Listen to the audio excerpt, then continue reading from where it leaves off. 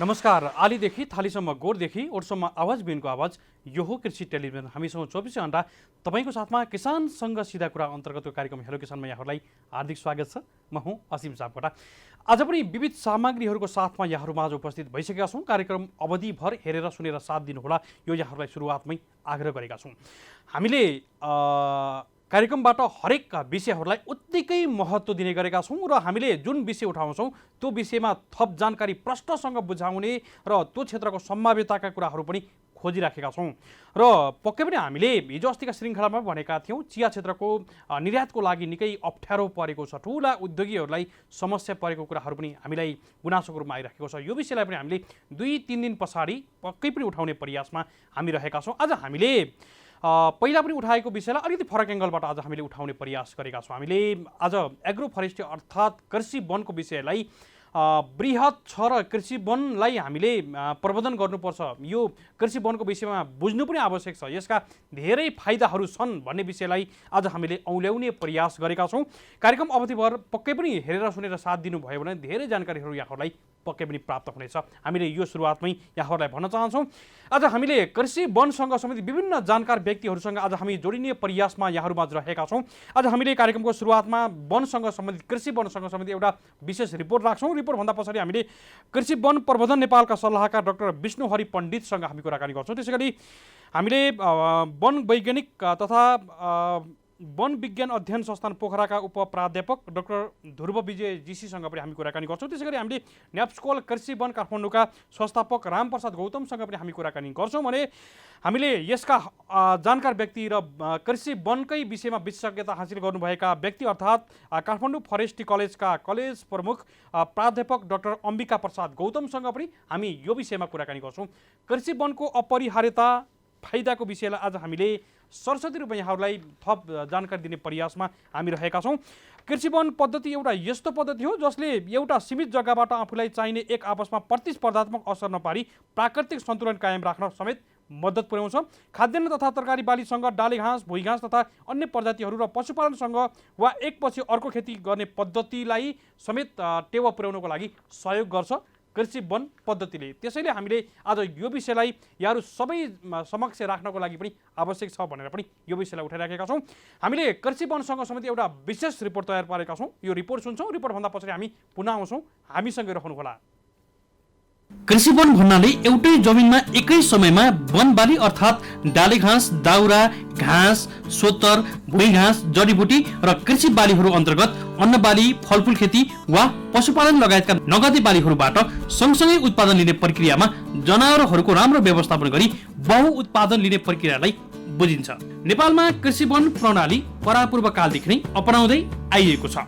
हामीले न्याप्सकोल कृषि वनका संस्थापक रामप्रसाद गौतमको सहयोगमा यो रिपोर्ट यसरी तयार पारेका छौँ। मानव विकासको क्रम सँगसँगै ढुङ्गे युगबाट विकसित हुने क्रममा खेतीपातीको युगमा हामी प्रवेश गरेका थियौँ। मानिसहरूले आफ्नो आवश्यकताको आधारमा कृषि वनका विविध प्रजातिहरूको पहिचान गर्दै तिनीहरूको संरक्षण र प्रसारण गर्ने गरेको पाइन्छ।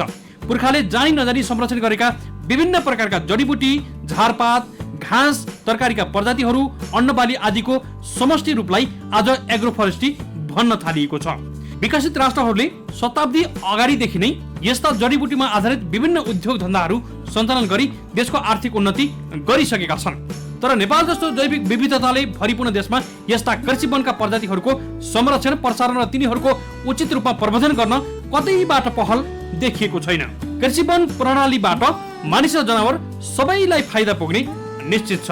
नेपालमा कृषि वन प्रणाली दिगो कृषि विकासको लागि मानव सभ्यताको सुरुवातदेखि नै अपनाउँदै आइएको देखिन्छ। यसको ज्वलन्त उदाहरण खेतबारीको डिल, कान्ला, छेउ, कुना र खरबारीमा डाले घाँस र अन्य जातका रुख बिरुवा हुर्काई डाले घाँस, दाउरा, काठ आदि एकमुष्ट रूपमा उपभोग गर्नुलाई मान्न सकिन्छ। कृषि वन खेती प्रणाली बारे उचित सिप, ज्ञान र उपयोगिता बारे प्रचार प्रसारको कमीले कृषि वन प्रणालीले उचित रूप लिन भने सकेको छैन। दिनानुदिन बढ्दो जनसङ्ख्याको कारणले वातावरणमा प्रतिकूल असर परेको, उत्पादनमा ह्रास आइरहेको, पशु आहारा र दाउरामा टड्कारो समस्या देखिनुले यस्ता समस्या समाधानको वैकल्पिक उपाय कृषि वन प्रणालीको विकास गर्नु नै हो। वास्तवमा कृषि वनको अवधारणा र अभ्यास नेपालको लागि नौलो भने होइन।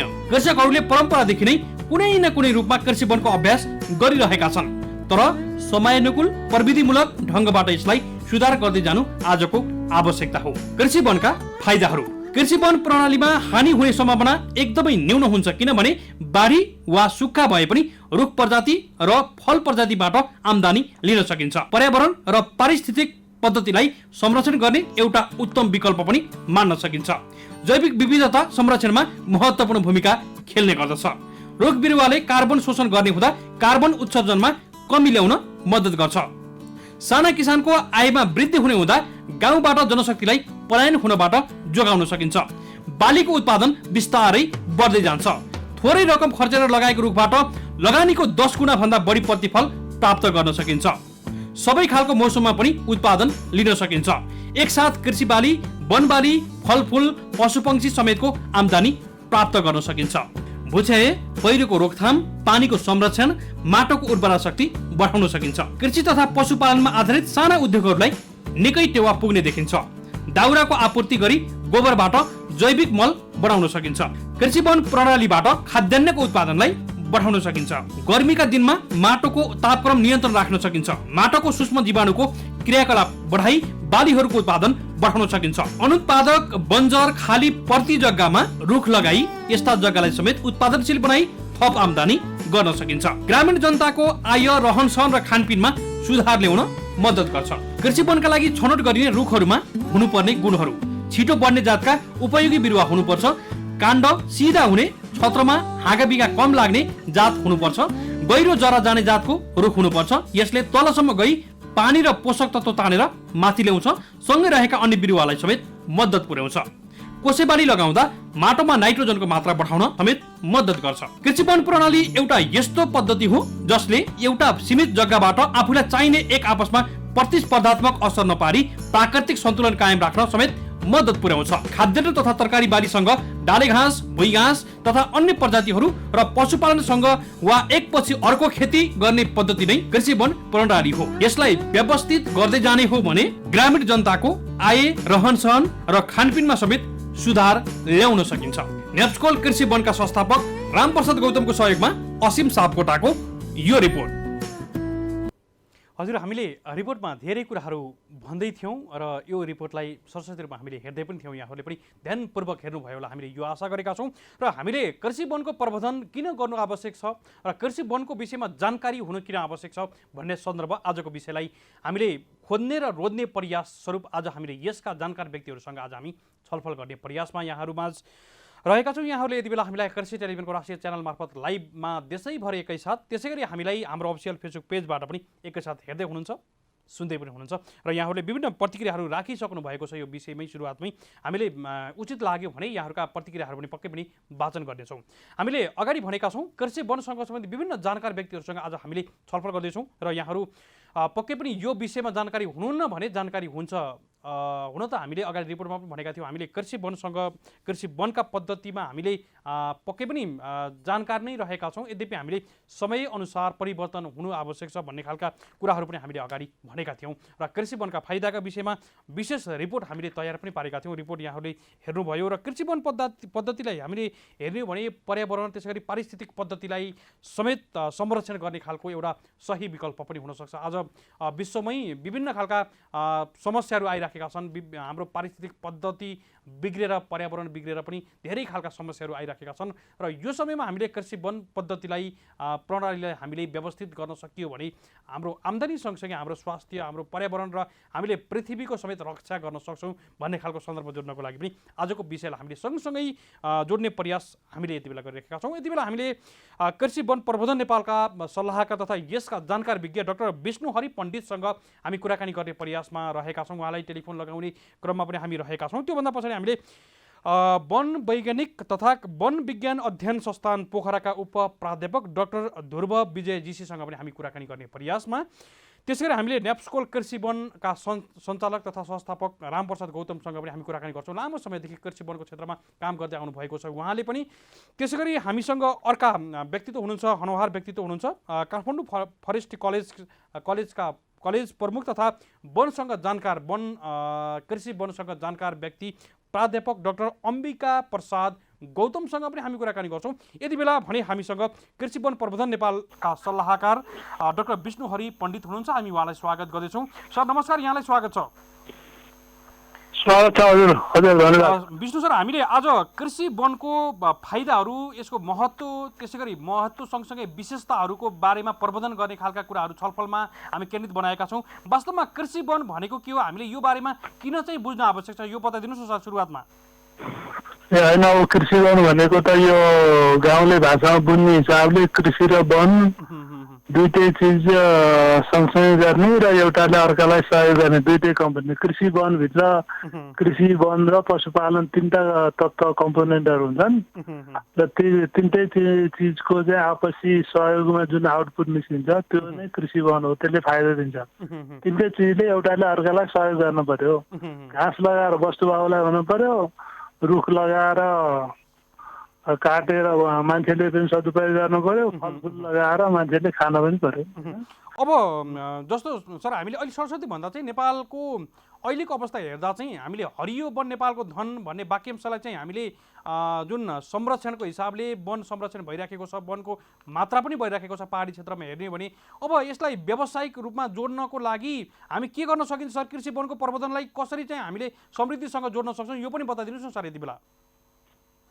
अब यस्तो छ होइन, अब कृषि वन भनेको हाम्रो देश नै, मुलुक नै कृषिमा आधारित देश हो। हजुर।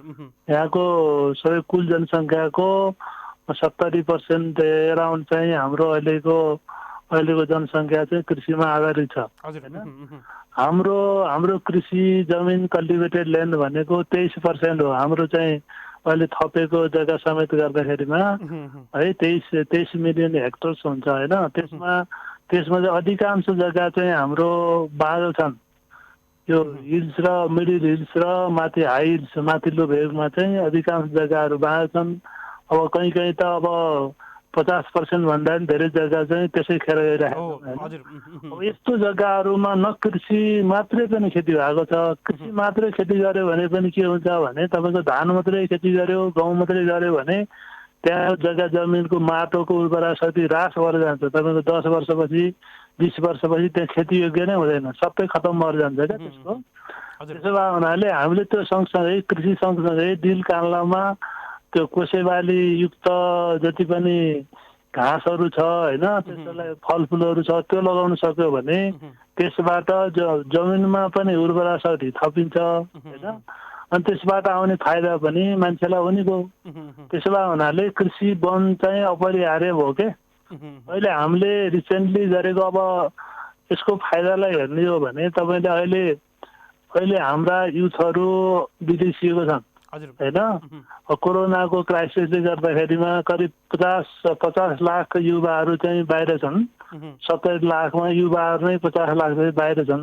उनीहरू बिस्तारै भित्रिनु कम छ। यो 50 लाखमा 7 लाख युवाहरू चाहिँ अहिले बेरोजगार भएको छ है।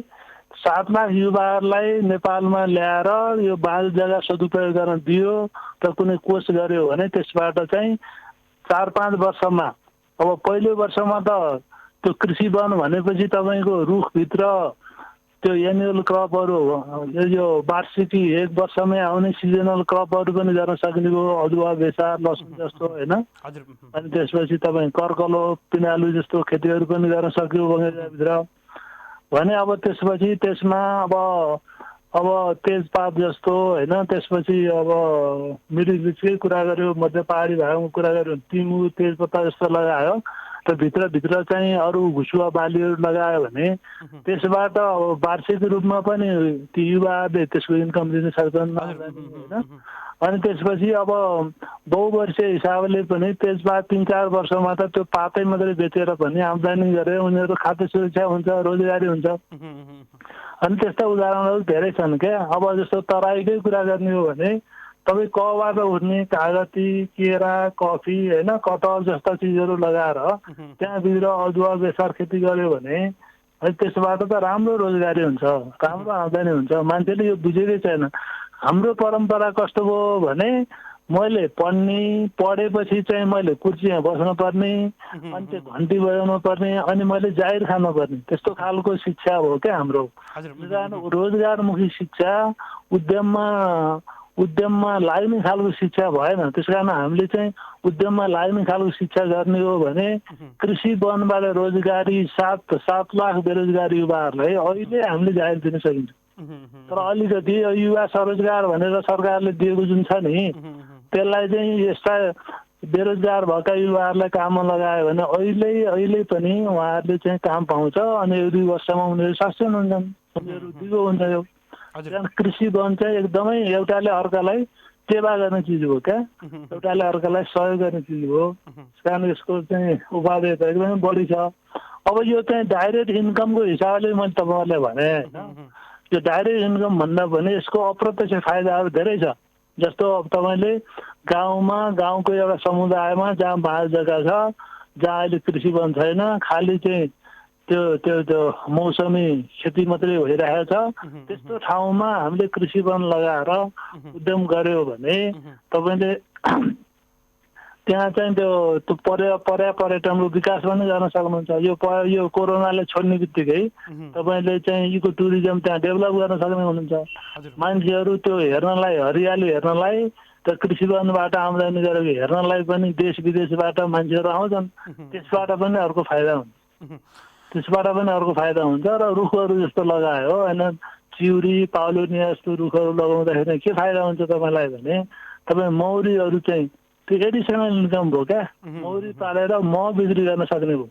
अब त्यसो उदाहरणहरू छ। तनहुँमा त्यो पाउलोनिया र चिउरी लगाएर त्यसपछि गाउँलेहरूले सबैले 2 घा 3 घा मौरी पाल्दाखेरिमा वर्षको 10-15 लिटर 15-20 लिटर चाहिँ एउटा घरले बेचिरहेको उदाहरण पनि छ है। तेजपात लगाएर तपाईँ तेजपात निकाले, त्यसको चाहिँ त्यो एसेन्सियल ओइल भन्छ,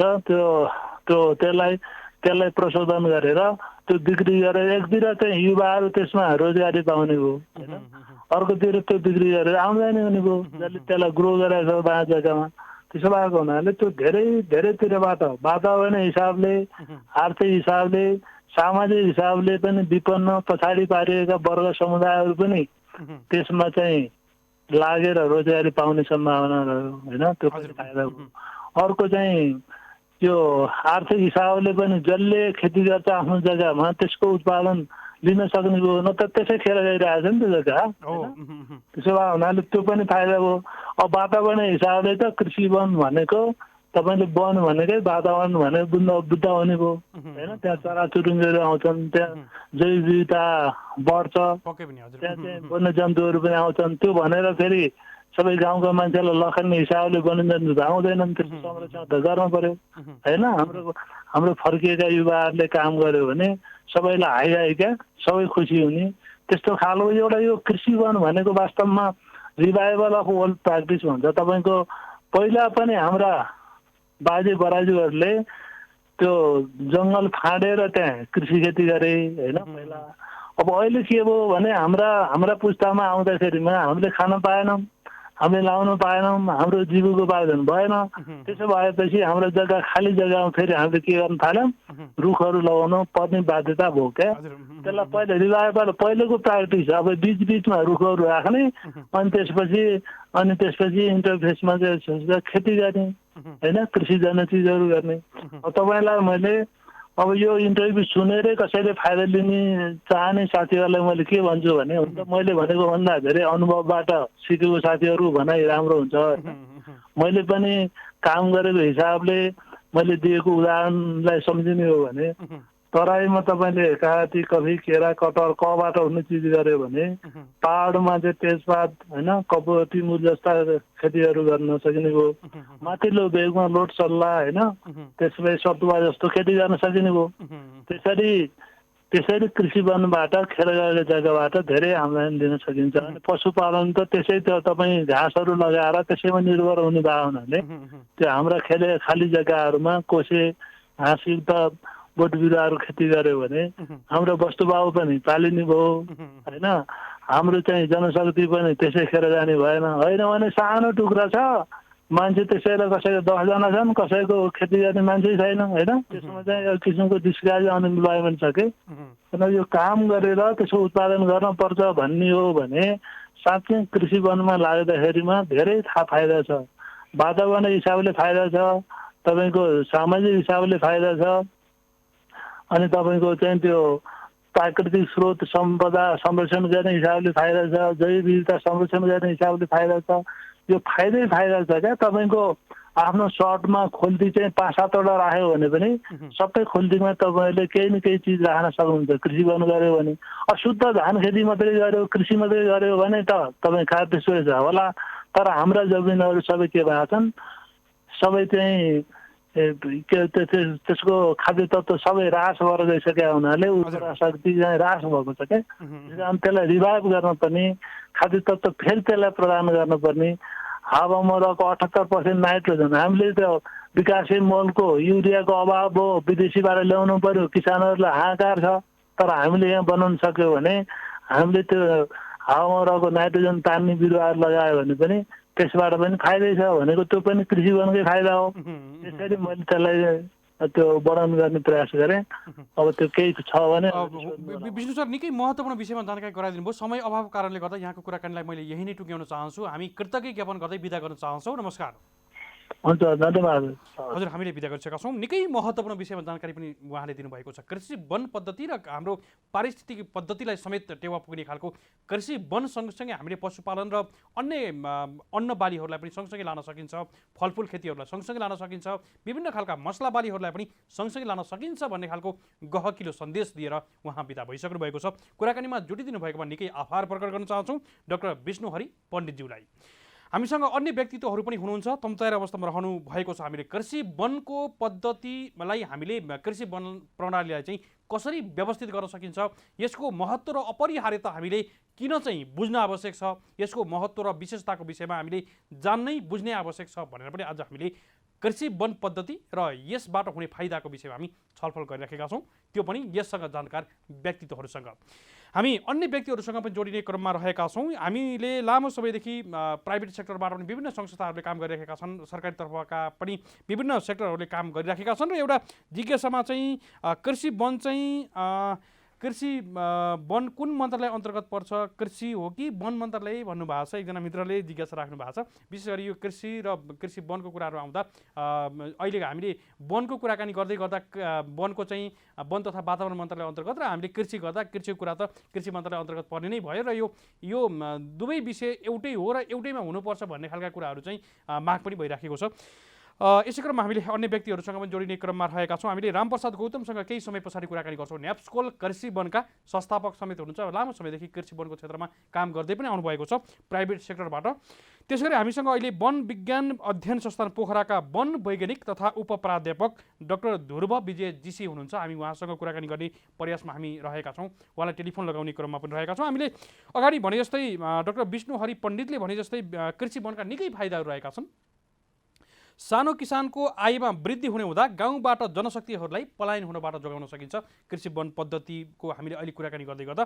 त्यसगरी थोरै रकम खर्चेर लगाएको वन अन्तर्गत विभिन्न खालका रुख लगायतका बालीहरूबाट हामीले 10 गुणाभन्दा बढी प्रतिफल पनि प्राप्त गर्न सकिन्छ। सबै खालको मौसममा पनि उत्पादन लिन सकिन्छ। त्यसगरी हामीले एकसाथ कृषि बाली, वन बाली, फलफुल, पशुपक्षी समेतको आम्दानी चाहिँ प्राप्त गर्न सकिन्छ। जैविक विविधता संरक्षणमा महत्त्वपूर्ण भूमिका खेल्छ। सबैभन्दा महत्त्वपूर्ण कुरा हामीले यता वातावरण पर्यावरणसँग सम्बन्धित विषयलाई पनि हामीले बुझ्नुपर्छ, हामीले ख्याल गर्नुपर्छ भन्ने कुरा पनि रह्यो। त्यसैगरी कृषि वन प्रणालीमा हानि हुने सम्भावना एकदमै न्यून हुन्छ, किनभने बाढी वा सुक्खा भए पनि रुख प्रजाति र फल प्रजातिबाट आम्दानी लिन सकिन्छ। प्रति इकाइ जग्गाबाट बढी आम्दानी लिन सकिन्छ। त्यसैगरी पर्यावरण र पारिस्थितिक प्रणालीलाई संरक्षण गर्ने खालको उत्तम विकल्प पनि हो। धेरै देशहरूले कार्बन उत्सर्जन गरे बापत धेरै आम्दानी पनि गरेका छन्, त्यसमध्येमा नेपाल पनि पर्छ। र कार्बन उत्सर्जन गरे बापतको जुन हामीले आम्दानी गरेका छौँ त्यो आम्दानी कति आउँछ र कति खर्च हुन्छ भन्ने कुरा चाहिँ तथ्याङ्क पाउन निकै गाह्रो भइराखेको छ। हामीले खोजिराखेका छौँ, धेरै वर्षदेखि खोजिराखेका छौँ, यो पाउन चाहिँ गाह्रो भएको छ। यद्यपि कार्बन उत्सर्जन गरे बापत नेपाललाई जुन पैसा चाहिँ प्रशस्तै आउँछ भन्ने जानकारी हामीलाई पनि प्राप्त भएको छ। तर कति आउँछ र त्यो सदुपयोग भएको छ कि छैन भन्ने जानकारी चाहिँ हामीलाई पनि प्राप्त गर्न निकै गाह्रो भएको छ। सरकारवालाले यसमा ध्यान दिनुहोला। यसै क्रममा हामीसँग वन वैज्ञानिक तथा उपप्राध्यापक वन विज्ञान अध्ययन संस्थान पोखराका उपप्राध्यापक डाक्टर ध्रुव विजयजी हुनुहुन्छ। हामी उहाँलाई स्वागत गर्दछौँ। डाक्टर साहब नमस्कार, यहाँलाई स्वागत छ। हजुर नमस्कार सर। डाक्टर साहब, आज हामीले कृषि वनको महिमा सँगसँगै विशेषता महत्त्वको कुराहरू छलफलमा हामीले केन्द्रित बनाएका छौँ। वास्तवमा कृषि वनको उपयोगिता, कृषि वनलाई संरक्षण र प्रबन्धन गर्नुपर्ने आधार चाहिँ के अर्थमा देख्नुहुन्छ यहाँले? यसका महत्त्वहरू धेरै छन्। अब कृषि र वन भनेपछि पहिला सुरु अब एउटा वनको रुख रोप्ने अनि त्यसको वरिपरि हामीले कृषि अब धान मकै कोदो लगाउने, साथसाथमा हाम्रो पशु चौपया गाई बाख्रा पालन यस्तो पनि गर्ने हो। त्यसमा यसका फाइदा के छन् भने तपाईँको एउटा चाहिँ यसले यो गरिबी निवारणमा यसले सहयोग गर्छ। कसरी गर्छ भने यसले चाहिँ पहिला कृषि वन हामीले गऱ्यौँ भने माटोको उर्वर शक्ति बढाउँछ। माटोको उर्वर शक्ति बढ्यो भने चाहिँ हाम्रो फुड सेक्युरिटी भन्छ नि, खानेकुरा हामीले दिन्छ। खानेकुरा दियो भने यो मार्जिनलाइज कम्युनिटी भनेको जो गरिब किसान दाजुभाइ दिदीबहिनीहरू हुनुहुन्छ उहाँहरूले सजिलै खानेकुरा त्यो कृषि वनबाट उत्पादन गर्नुभयो भने यसरी उहाँले किन्नु परेन। त्यसरी एउटा गरिबी निवारण गर्छ। अर्को के गर्छ भने यो कृषि वनले हामीलाई वन जङ्गलमा आश्रित जो दाजुभाइ दिदीबहिनी हुनुहुन्छ नि कृषकहरू उहाँहरूलाई पनि वन जङ्गलमा जानेबाट रोक्छ। किनभने कृषि वन गऱ्यौँ भने हामीले हामीलाई चाहिने पात पतिङ्गर अनि दाउरा घाँस सबै हामीले हाम्रो बारीको वरिपरि लगाउँछौँ। बारीको वरिपरि लगायौँ भने हामी जङ्गलमा जानु परेन। जङ्गलमा गएनौँ भने हामीले जङ्गल प्राणी गर्दैनौँ भने जङ्गल प्राणी गरेनौँ भने यसले वातावरणलाई पनि वातावरणमा पनि रिस्टोरेसन भन्छ। वातावरण पनि वातावरणलाई पनि हेल्प गर्छ। अनि हाम्रो बायोडाइभर्सिटी पनि यसले बढाउँछ। बायोडाइभर्सिटी कसरी बढाउँछ भने हामीले त्यहाँ के हुन्छ अहिले एउटा रुख रोप्छौँ, अर्को हाम्रो धान रोप्छौँ, अनि अर्को हाम्रो त्यहाँ अब पशुपालन गऱ्यौँ, गाईलाई वरिपरि राख्यौँ भने त्यहाँ जति धेरै हाम्रो रिसोर्सेसहरू भयो त्यसरी हाम्रो बायोडाइभर्सिटी चाहिँ इन्क्रिज हुन्छ, जैविक विविधता पनि बढाउँछ। अनि अर्को के छ भने यो हाम्रो जस्तै इङ्ग्लिसमा लेग्युम फ्यामिली भन्छ होइन, नेपालीमा टाँकी भनौँ न फर इक्जाम्पल। टाँकी हामीले लगायौँ भने आकाशमा भएको नाइट्रोजनलाई यसले डाइरेक्ट हाम्रो जग्गामा ल्याउँछ। हामी युरिया पनि हामीले किन्नु परेन। जस्तै हामीले समाज लगाउँछौँ नि त्यसको आलीमा डिलमा खेत रोप्ने बेलामा यसले चाहिँ आकाशमा भएको नाइट्रोजनलाई सिधै यसले कृषकको खेतमा ल्याउँछ होइन।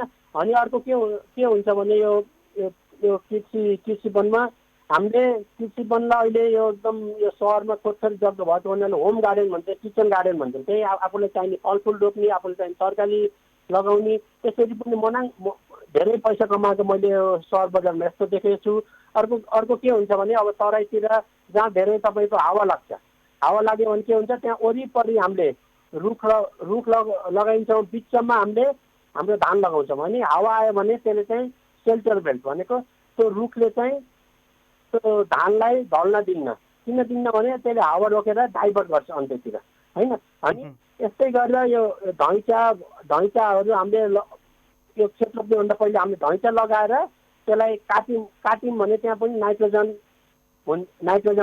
पाइन्छ। अनि त्यसरी हामीले यो कृषि अहिले के आएको भने यो नयाँ ट्रेन्ड हुन्छ। यो कृषि वन हाम्रो परापूर्व कालदेखि चल्दै आएको, तर अहिले यो मेडिसिनल प्लान्ट्स लगाउने नन फरेस्ट प्रडक्ट्स भन्छ होइन। अब हामीलाई चाहिने जडीबुटीहरू पनि त्यहाँ भएको जग्गा जमिनमा हामीले जडीबुटीहरू पनि लगाउन मिल्छ। त्यसरी गर्दा यो सोसल्ली भयो, सोसल्ली भनेको सामाजिक, अनि इकोनोमिकल्ली भनेको आर्थिक रूपमा, अनि इन्भाइरोमेन्टल्ली भनेको अब बायोडाइभर्सिटीको रूपमा, अनि अर्को अनि अनि त्यो कृषि वनमा अर्को महत्त्वपूर्ण के कुरा हामीले ध्यान विचार गर्नुपर्छ भने त्यहाँ सोसल्ली एक्सेप्टेबल हुन पर्यो। भन्न खोजेको अब बाहुनको गाउँमा गएर बङ्गुर पाला भनेर हामीले भन्न मिल्दैन। बाहुनको गाउँमा गएर हामीले कुखुरा पाला अथवा बाहुनको गाउँमा गएर त्यस्तै बाख्रा पालनको ट्रेनिङ दिन पर्यो। त्यसैले चाहिँ हामीले कृषि वनबाट हाम्रा कृषक दाजुभाइहरूलाई धेरै नै उपयोगी छ। त्यही भएर धान मात्रै रोप्ने होइन, धानको वरिपरि आफूलाई चाहिने त्यहाँ अब तपाईँ तराईमा हुनुहुन्छ भने तराईमा पाइने, मध्यपारीतिर हुनुहुन्छ मध्यपारीमा पाइने। ध्रुव सर, हामी जस्तो कुराकानीको अन्तिम खण्डमा जस्तो त्यहाँ जे सम्भव छ हामीले त्यो सँगसँगै चाहिँ बहुआयामिक भएका चिजहरूलाई सँगसँगै रोप्नु पर्यो अथवा चाहिँ हामीले बढी आम्दानी लिनु पर्यो भन्ने खालको यहाँको निष्कर्ष रह्यो है? हजुर सर, हजुर त्यही हो। समय अभाव कारणले गर्दा सरको कुराकानीलाई मैले यही टुङ्ग्याउन चाहन्छु। हामी अर्को दिन कुनै विषयमा हामी छलफल गरौँला सरसँग। अहिले भने हामी समय अभाव कारणले गर्दा यहाँलाई बिदा गर्न चाहन्छौँ। नमस्कार। धन्यवाद। हजुर, निकै महत्त्वपूर्ण विषयमा छलफलमा केन्द्रित हुँदै हुनुहुन्थ्यो वन वैज्ञानिक तथा उपप्राध्यापक वन विज्ञान अध्ययन संस्थान पोखराका उपप्राध्यापक डाक्टर ध्रुव विजय जीसीसँग हामी छलफल गर्दैथ्यौँ। हामीसँग अन्य व्यक्तित्वहरू पनि हुनुहुन्छ। हामी आजको कार्यक्रममा विशेष गरी कृषि वनको महत्त्व र उपयोगितालाई हामीले यति बेला जोडिराखेका छौँ। कृषि वनको आवश्यकता र महत्त्व सँगसँगै हामीले यसका फाइदाहरूलाई पनि यति बेला दर्शाइ पनि राखेका छौँ र कृषि वनको फाइदाहरूको विषयमा हामीले विभिन्न सेक्टरका व्यक्तिहरूसँग हामी कुराकानी गरिराखेका छौँ। वनसँग सम्बन्धित काम गर्नुभएका व्यक्तित्वहरूको अनुभव पनि हामीले यति बेला सारिराखेका छौँ। हामीले अगाडि भने जस्तै नेपालमा कृषि वन पद्धति कृषि विकासको लागि मानव सभ्यताको सुरुवातदेखि नै अपनाउँदै आइरहेको देखिन्छ र जसको उदाहरण अगाडि हाम्रा अतिथिहरूले भने जस्तै हामीले खेतबारीको डिल कान्ला छेउछाउ त्यसै गरी कुना त्यसै गरी विभिन्न खालका बारी खरबारीहरूका छेउछाउहरूमा डाले घाँस र अन्य जातका बिरुवा हुर्काई डाले घाँस त्यसै गरी दाउराको रूपमा काठको रूपमा लगायतका विभिन्न प्रयोजनको लागि एकमुष्ट रूपमा हामीले उपभोग गरेको कुरालाई पनि कृषि वनसँग जोड्न सकिन्छ भन्ने खालको सन्दर्भ आजका विज्ञ व्यक्तिहरूले दिइ पनि राख्नु भएको छ। यसै क्रममा हामीले टेलिफोन लगाउने क्रममा रहेका छौँ। हामीले न्याप्सकोल कृषि वनका संस्थापक रामप्रसाद गौतमलाई हामी टेलिफोन गर्ने प्रयासमा रहेका छौँ। यदि उहाँलाई टेलिफोन लागेन भने हामी छोटो विश्राममा जाने पालो पनि हुँदैछ। हामीलाई कन्ट्रोल रुमबाट जानकारी भइराखेको छ। कृषि वन पद्धतिबाट मानिस जनावर र सबैलाई फाइदा पुग्ने हामीले पर्यावरणको कुरा अगाडि हामीले गरिराखेका थियौँ। रामप्रसाद गौतमजीलाई हामीले विश्रामभन्दा पछाडि खण्डमा हामी पक्कै पनि कुराकानी गर्छौँ। हामीसँग अन्य व्यक्तित्वहरू र अन्य विषयहरू पक्कै पनि छन्। हाम्रै साथमा रहनुहोला। हामी छोटो विश्राममा जान्छौँ। विश्रामभन्दा पछाडि खण्डमा पुनः आउँछौँ। हामीसँगै रहनुहोला।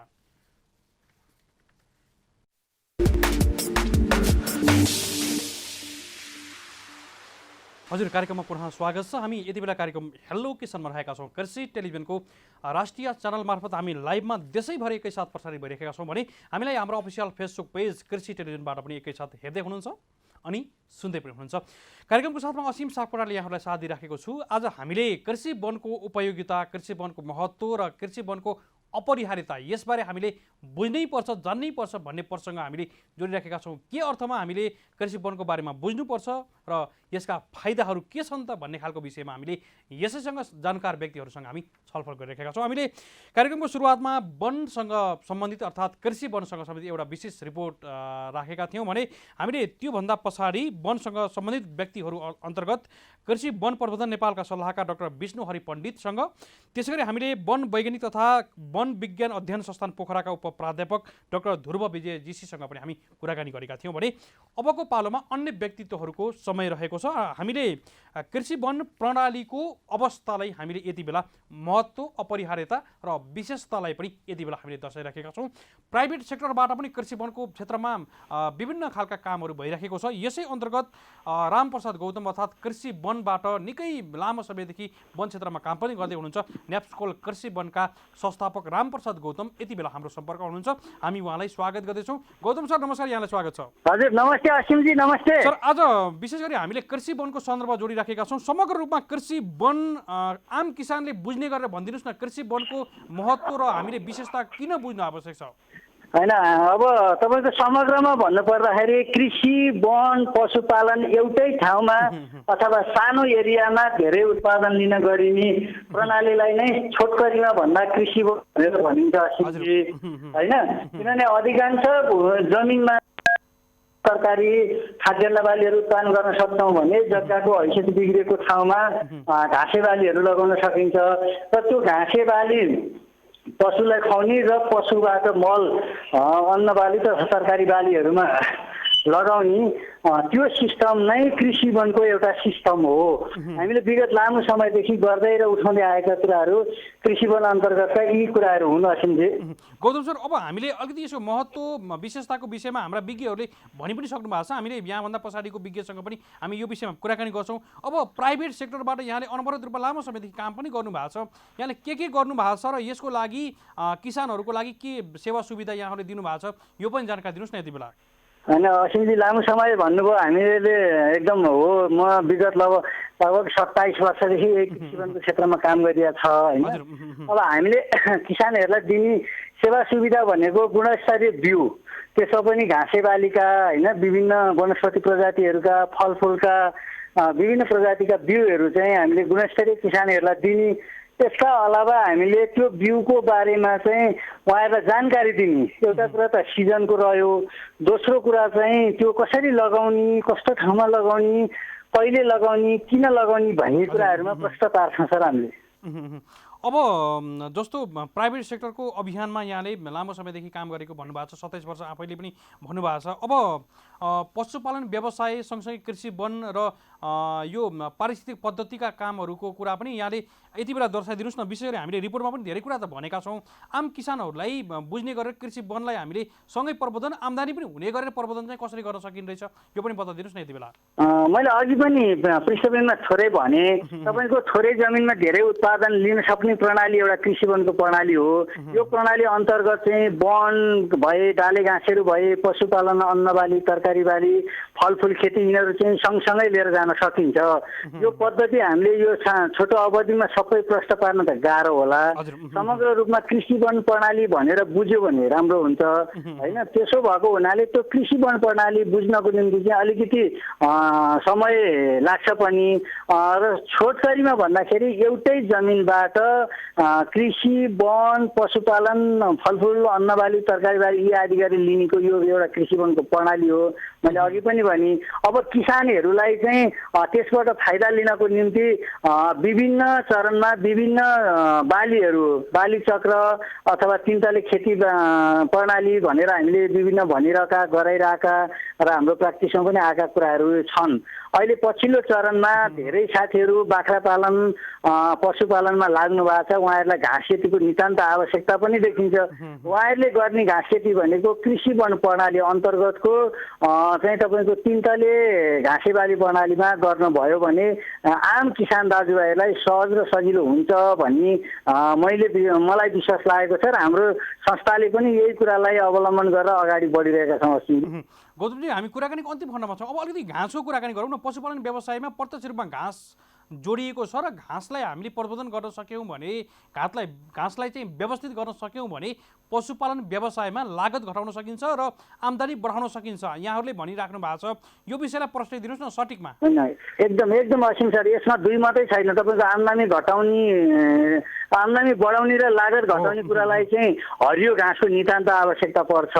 र हामीले भनिरहेका छौँ साना बाख्राहरू चाहिँ मजेला बाख्राहरूलाई दैनिक 5 किलो हरियो घाँस र ठुला पशुहरूलाई 10 देखि 15 किलो हरियो घाँस चाहिँ अत्यन्त आवश्यकता पर्छ। यसका लागि अघि मैले भने जस्तै 3 तले घाँसे बाली लगाउने होइन, कृषि वन पद्धति अनुसार गर्ने, खेती गर्ने गर्यो भने चाहिँ किसान दाजुभाइहरूले अलिकति आहार व्यवस्थापनमा घाँस खेतीलाई जोड दिनुभयो भने उहाँहरूको इन्कम बढ्ने स्वाभाविकै हो। यो छोटो अवधिमा सबै कुरा त मलाई प्रश्न पार्न गाह्रै हुन्छ। यदि कोही घाँस खेती गर्न चाहने किसान दाजुभाइहरू हुनुहुन्छ भने उहाँहरूले मसँग समय लिएर 1-1.5 घन्टा छलफल गर्नुभयो भने उहाँहरूलाई घाँस खेतीका बारेमा मैले छर्लङ्ग पारिदिन सक्छु। अब यो चाहिँ जो व्यवसाय गरिरहनु भएको छ उहाँहरूको लागि चाहिँ अति आवश्यकता देखिन्छ। यदि उहाँहरू हामीलाई भेट्न सक्नु भएन भने पनि नजिकको चाहिँ तपाईँको पशु सेवा केन्द्र लगायतका यो विभिन्न निकायहरू हुन्छन् नि, सरकारी निकायहरू, त्यहाँ सम्पर्क गर्न सक्नुहुन्छ। यदि त्यो पनि असुविधा भयो भने उहाँहरूले हामीलाई सिधै फोन मार्फत हाम्रो न्यासकोल कृषि वनको मा सम्पर्क गर्नुभयो भने अथवा मलाई नै 9851563630 मा फोन गर्नुभयो भने मैले घाँस खेतीका बारेमा यो 27 वर्षको अनुभवलाई मैले छर्लङ्ग पारिदिन्छु असिमजी। हुन्छ गौतमजी, निकै महत्त्वपूर्ण विषयमा सटिकमा भए पनि जानकारी गराइदिनु। हामी धेरै आभारी छौँ। यहाँलाई कृतज्ञ ज्ञापन गर्दै बिदा गर्न चाहन्छौँ। नमस्कार। हस्, नमस्ते। हजुर हामीले बिदा गरिसकेका छौँ। हामीसँग न्याप्सकोल कृषि वनका संस्थापक रामप्रसाद गौतम हुनुहुन्थ्यो। लामो समयदेखि कृषि वनको क्षेत्रमा काम गर्दै आउनुभएका व्यक्तित्व समेत हुनुहुन्थ्यो। हामी उहाँलाई विशेष कृतज्ञ सहित बिदा गरिसकेका छौँ। मानव विकासको क्रमसँगै ढुङ्गे युगबाट विकसित हुने क्रममा खेतीपातीको युगमा हामी प्रवेश गरेका थियौँ। मानिसहरूले आफ्नो आवश्यकताको आधारमा कृषि वनका विविध प्रजातिहरूको पहिचान गर्दै तिनीहरूको संरक्षण र प्रसारण गरेको पाइन्छ, जसमा पुर्खाले जानी नजानी संरक्षण गरेका विभिन्न प्रकारका जडीबुटी, झारपात, घाँस, तरकारीका प्रजातिहरू, अन्नबाली आदिको समष्टि रूपलाई आज कृषि वन अर्थात् एग्रो फरेस्ट्री भन्न थालिएको छ। विकसित राष्ट्रहरूले सयौँ वर्ष अगाडिदेखि यस्ता जडीबुटीमा आधारित विभिन्न उद्योग धन्दाहरू सञ्चालन गरी देशको आर्थिक उन्नति गरिराखेका छन्। तर नेपाल जस्तो जैविक विविधताले भरिपूर्ण देशमा कृषि वनका प्रजातिहरूको संरक्षण, प्रसारण र तिनीहरूको उचित रूपमा प्रबन्धन गर्न नसक्दा हाम्रा यस्ता चिजहरू खेर पनि गइराखेका छन्। कृषि वन पद्धतिबाट मानिस र जनावर सबैलाई र वातावरण समेत फाइदा पुग्ने हुनाले यसको महत्त्व दर्शाउनु आजको अपरिहार्यता र आवश्यकता पनि हो। त्यसैले हामीले यो विषयलाई जोड दिइराखेका छौँ। हामी आजको कार्यक्रम हेलो किसानको अन्तिम खण्डमा आइसकेका छौँ। हामीले अझै एकजना व्यक्तिसँग हामी कुराकानी गर्नै पर्छ भनेर पनि हामीले अगाडिका वक्ताहरूको हामीले कुरा छोटोमा टुङ्ग्याएका पनि हौँ। हामीले काठमाडौँ फरेस्ट्री कलेजका कलेज प्रमुख तथा यसका जानकार व्यक्ति प्राध्यापक डाक्टर अम्बिका प्रसाद गौतमसँग पनि पक्कै पनि हामीले यो विषयमा कुराकानी गर्ने प्रयासमा रहेका छौँ। टेलिफोन लागिहाल्छ होला सायद उहाँलाई, हामी छोटोमा भए पनि उहाँसँग कुराकानी गर्छौँ। यद्यपि हामीले यदि टेलिफोन लागेन भने आजको कुराकानीको निष्कर्षलाई हामीले फेरि पनि यहाँहरूलाई मैले वाचन गरेर सुनाउन चाहन्छु। त्यसै गरी कृषि वनका लागि छनौट गरिने रुखहरूको कुराहरू हामीले अगाडि पनि भनेका थियौँ, जुन रिपोर्टमा यहाँहरूले हेर्नुभएको थियो होला। यदि छुट्नु भएको थियो भने छिटो बढ्ने जातका उपयोगी बिरुवाहरू हुनुपर्छ, काण्ड सिधा हुने, त्यसै गरी छत्रमा हाँगाबिङ्गा कम लाग्ने जात हुनुपर्छ, गहिरो जरा जाने जातको रुख हुनुपर्छ, जसले गर्दा तलसम्म गई पानी र पोषक तत्त्व तानेर माथि ल्याउन सक्छ, सँगै रहेका अन्य बिरुवालाई समेत फाइदा पुग्न सक्छ। कोसेबाली लगाउँदा माटोमा नाइट्रोजनको मात्रा समेत बढाउन सहयोग गर्छ। त्यसैले हामीले कृषि वनका यिनै महत्त्व अपरिहार्यताहरूलाई बुझ्नुपर्ने आवश्यक छ। हामीसँग यसका जानकार व्यक्ति तथा काठमाडौँ फरेस्ट्री कलेजका कलेज प्रमुख तथा यसका जानकार व्यक्ति पनि हुनुहुन्छ, कृषि वनका जानकार व्यक्ति प्राध्यापक डाक्टर अम्बिका प्रसाद गौतम हुनुहुन्छ। हामी उहाँलाई स्वागत गर्दछौँ। गौतम सर नमस्कार, यहाँलाई स्वागत छ। हेलो हजुर नमस्कार सर। समग्र कृषि वनको विषयलाई यहाँले कसरी लिनुहुन्छ सर? यहाँहरूले प्रसङ्ग के हो अलिकति आसिमजी? कृषि वनको विषयमा हामी छलफल गरिरहेका छौँ सर है। कृषि वनको समग्र विषयलाई यहाँहरूले कसरी लिनुहुन्छ यहाँको विज्ञको नजरमा? होइन, कृषि वन त हाम्रो जस्तो देशको लागि एकदमै महत्त्वपूर्ण विषय हो। यसले वातावरण संरक्षणको दृष्टिकोणले होस् अथवा जीविकोपार्जनको दृष्टिकोणले होस्, अब स्पेसली अहिलेको जस्तो यो कोभिडको कन्टेक्स्टको कुरा गर्ने हो भने त झन् साना साना वन कृषि उद्यमहरूको महत्त्व झन् बढेर जाने जस्तो इन्डिकेसनहरू देखिएको छ अहिलेको यो कोभिड पेन्डेमिकको सिचुएसनले।